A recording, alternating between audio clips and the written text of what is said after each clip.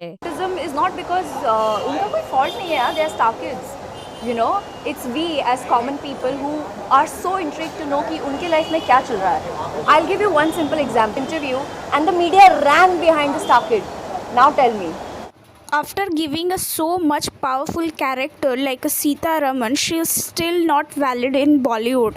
ऐसा क्यों है कि बॉलीवुड में आज भी मृणाल के पिक्चर्स गिन के 3 या 4 ही हैं और ऐसा कोई पावरफुल कैरेक्टर भी उन्हें ना मिला है और ना ही आने वाली फ्यूचर में ऐसी कुछ लिस्ट हैं.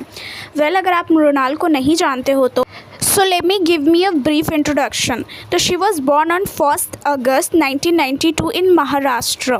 इनका एक्टिंग का जो करियर था वो एज अ टीवी एक्ट्रेस हुआ था. 2012 में शी स्टार्टेड ये खामोशियाँ करके एक serial. In 2013 she did Arjun and in 2014 she got her first boom bap show which gave her all the name and the fandoms which is a Kumkum Bhagya, जिसमें कि वो main lead भी नहीं थी. She was a main lead की sister but her character was so such a insane कि सभी उस कैरेक्टर को बहुत प्यार करते थे. Parallelly in 2015 she was doing a Nach Baliye का शो भी where she was doing with her boyfriend. वो रिलेशनशिप ज़्यादा दिन नहीं चला. Till this time she was doing her audition movies में जाने के लिए and she got her first Bollywood movie as a love Sonia जो कि OTT पे रिलीज़ हुई थी. वैसे तो ये फ्लॉप हुई थी बट क्रिटिक्स ने उसमें इनकी एक्टिंग को बहुत ज़्यादा सराहा था और उसकी वजह से कहीं ना कहीं एक रिकग्निशन उन्हें मिला था. अगर मूवीज़ की बात करें तो इन्होंने उसके बाद 2019 में सुपर 30 और बटला हाउस करके 2013 में जो 30 आई थी सुपर 30, उससे उनको नेम फेम बहुत ज़्यादा मिला क्योंकि वो ऋतिक रोशन के ऑपोजिट थी और बाटला हाउस भी अपने आप में मूवी हिट हुई थी. इससे कहा जा सकता है कि बॉलीवुड का सफ़र इनका अच्छा रहा. बट 2020 में she did a ghost series, मतलब पूरे ईयर में उन्होंने सिर्फ एक ही काम किया. एंड 2021 में शी स्टार्टेड डूइंग तूफान और धमाका जो कि दोनों ही फ्लॉप रही.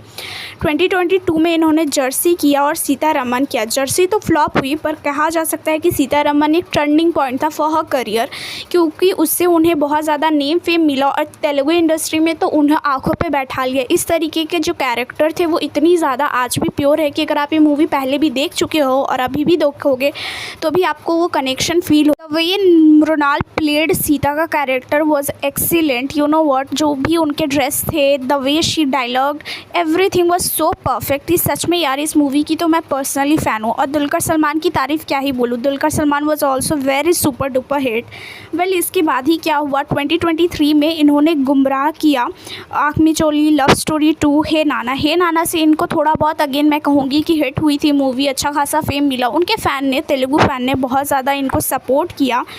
इस टाइम तक कोई भी बॉलीवुड में इनकी मूवी नहीं आई थी पर 2024 में इन्होंने फैमिली स्टार करके मूवी की विद विजय. और दूसरा कल्कि में इनका एक कैमियो रोल था.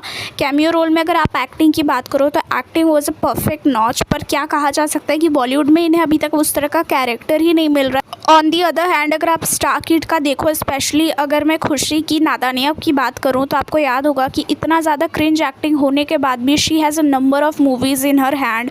सिर्फ खुशी की ही बात नहीं, और भी स्टार किड्स हैं जिनको अनगिनत मूवी अभी भी ऑफ़र हो रही है और होती भी आएगी.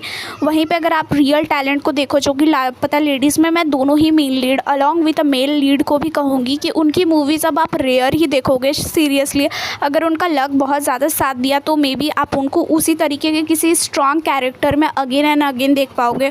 ऑलमोस्ट 1 साल हो गया है बट कोई भी उनको मूवी नहीं मिला है. और इस तरीके से बहुत सैड रियलिटी है कि बॉलीवुड में आपने अच्छा करियर भी है, एक्टिंग भी कर रहे हो, स्टिल आपकी करियर की कोई गारंटी नहीं है क्योंकि वहाँ पे आपको अच्छी मूवीज़ ही नहीं मिलेगी. और at the end may be आप दिशा पटानी और तृप्ति की तरह से गुमराह हो जाओगे, कहीं ना कहीं आइटम सॉन्ग्स करने लगोगे या उस तरह की चीज़ें करने लगोगे कि एंड में जाके खुद आपके ऑडियंस ही आपको ट्रोल करने लगेगी. क्योंकि स्ट्रॉन्ग कैरेक्टर और अच्छी मूवी जितनी भी है वो तो रिजर्व है स्टार किड के लिए. अगर आप भी अग्री करते हो तो कमेंट सेक्शन में ज़रूर कुछ स्टार किड्स के नाम बताना जो कि आपको आपको लगता है कि अगर वो रियल टैलेंट को मिला होता तो वो मूवी भी हिट हुई होती। सो अगर यहाँ पे मृणाल की बात करें तो मृणाल की लाइफ भी बहुत ज़्यादा स्ट्रगलफुल रही है, बट हाँ ऑफकोर्स उनके लाइफ में एक चीज़ जो मुझे अच्छी लगी है कि टीवी एक्ट्रेस होते हुए भी इन्होंने बॉलीवुड का साथ नहीं छोड़ा।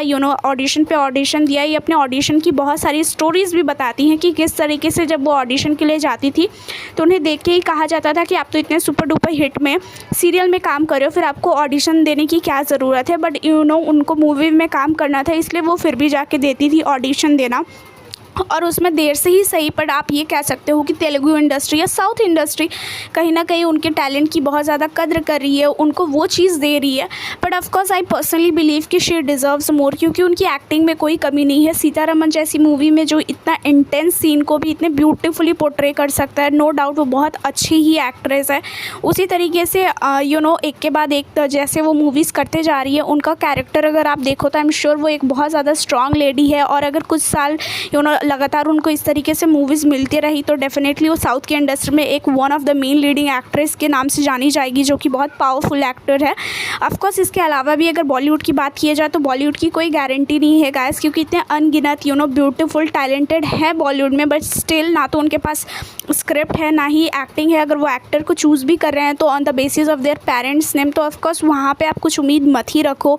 रेयर इन रियल लाइक लापता लेडीज़ जैसी मूवी बनेगी जो कि ऑडियंस को पसंद आएगी। अदरवाइज़ ऐसा कुछ सच तो मुझे नहीं लगता कि स्टार किड के भरोसे कोई भी आने वाली फ्यूचर में अच्छी मूवीज़ दिखने वाली है। वेल अगर नादानिया मूवीज़ की मैं बात करूँ तो मुझे लगता है कि उसके लिए मुझे एक सेपरेट वीडियो बनाने की ज़रूरत पड़ेगी, बट आई एम श्योर आप सभी पक चुके होंगे नादानिया के रिव्यू सुन के, और मेरे अंदर भी हिम्मत नहीं है कि मैं नादानिया के रिव्यू करूँ after a so long time. So अगर मृणाल के बारे में बात करें तो ऑफकोर्स उन्होंने कुछ इंटरव्यू ऐसे भी दिए हैं जिसमें आप कह सकते हो कि पब्लिक ने उनका बहुत ज़्यादा ट्रोल भी किया, क्योंकि हर एक इंटरव्यू में उनकी जो स्टोरीज़ रहती है वो काफ़ी ऊपर नीचे रहती है।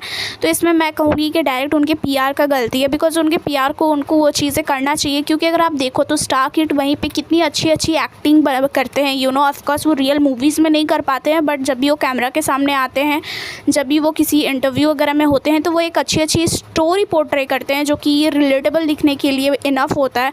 वेरएज़ अगर मृणाल, यामी गौतम इस तरीके के अगर हम ये बात करें जो आउटसाइडर है, वो इस तरीके के PR भी हायर नहीं कर पाते हैं जो कि उनको ऑडियंस के आइज़ में रखे। एकमात्र टैलेंट ही है जो उनको ऑडियंस की नज़रों में बनाए रखता है। No doubt Mrunal is such a talented actress, hoping कि इन नियर फ्यूचर वो बहुत सारे अच्छे मूवीज़ करे, और of course Sitharaman will be always be the best movie of her career. अगर आपने नहीं देखी है सीतारमन तो मैं पर्सनली रिकमेंड करूँगी जाके वो मूवी ज़रूर देखो, और आपको मैं गारंटी देती हूँ कि जो कैरेक्टर है सीता का और राम का, you will fail in love with that both the characters, क्योंकि दोनों ही कैरेक्टर इतने ज़्यादा रियलिस्टिक लगते हैं। पहली चीज़ तो लगेगा नहीं कि आप मूवी देख रहे हो, यू विल फील कि सच में ऐसा हो रहा है। तो वो कैरेक्टर देखने के बाद ऑफकोर्स कहीं ना कहीं सारे के जो ऑडियंस थे उन्होंने मृणाल को एज अ एक्टर तो एक्सेप्ट कर लिया है, बट बॉलीवुड ना तो अभी तक एक्सेप्ट कर पाया है। वेल मृणाल ही अकेले नहीं है, इसके अलावा भी अनगिनत टैलेंटेड लोग हैं जो कि बॉलीवुड में हैं, बस फ़र्क इतना है कि बॉलीवुड चाहता ही नहीं है एक्सेप्ट करना, और यही रीज़न है कहीं ना कहीं जितने भी अपकमिंग प्रोजेक्ट्स भी हैं वो स्टार किड्स के साथ ही लिंक्ड अप हैं। It's very sad but I am very glad कि साउथ इंडस्ट्री में आपको अच्छी मूवीज़ देखने को मिलेंगी। वेरएज़ अगर इनकी पॉडकास्ट की भी बात करें तो रणवीर अलादिया के साथ इन्होंने कुछ टाइम हो गया एक पॉडकास्ट किया था जिनमें उन्होंने अपने एज अ पर्सनल ग्रोथ के बारे में बात किया था। वो पॉडकास्ट भी काफ़ी ज़्यादा रियल है और सुन के अच्छा लगता है। I don't know it was just a PR stunt और ये एक नेचुरल ही पॉडकास्ट है। That's it for today's video guys, please let me in the comment section ये वीडियो आपको कैसा लगा, और बैकग्राउंड नॉइज़ के लिए सो सॉरी गाइस।